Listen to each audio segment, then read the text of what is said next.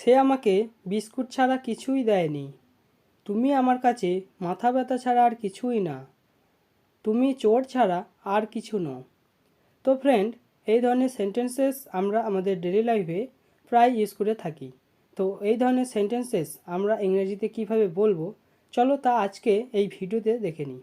তো এর জন্য আমরা যে ফ্রেজটি ইউজ করব সেটা হচ্ছে নাথিং বাট। তো চলো সেন্টেন্স স্ট্রাকচার দেখে নিই।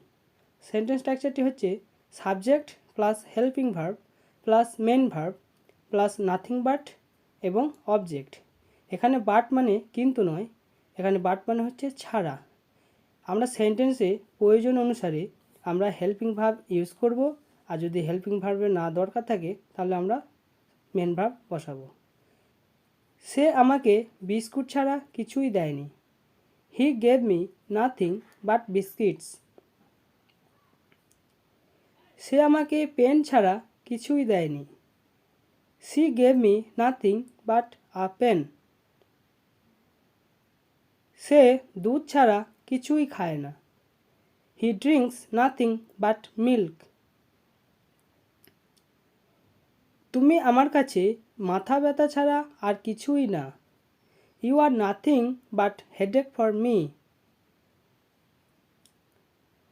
তুমি চোর ছাড়া আর কিছু নও। You are nothing but thief. তো ফ্রেন্ড, আমরা আর এক ধরনের সেন্টেন্সেস প্রায় বলে থাকি, যেমন তার জীবনে শুধু খুশি খুশি। এখানে শুধু কাদা আর কাদা। এখানে শুধু জল আর জল। এখানে শুধু সমস্যা আর সমস্যা। তো এই ধরনের সেন্টেন্সেস ইংরেজিতে বলার জন্য আমরা যে স্ট্রাকচারটি ইউজ করব সেটা হচ্ছে দেয়ার প্লাস ইজ অথবা was plus nothing but plus object. তার জীবনে শুধু খুশিই খুশি। There is nothing but happiness in her life. এখানে শুধু কাদা আর কাদা।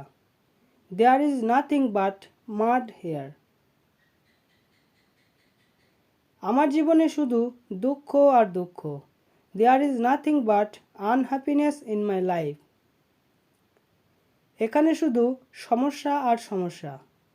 There is nothing but problem hair.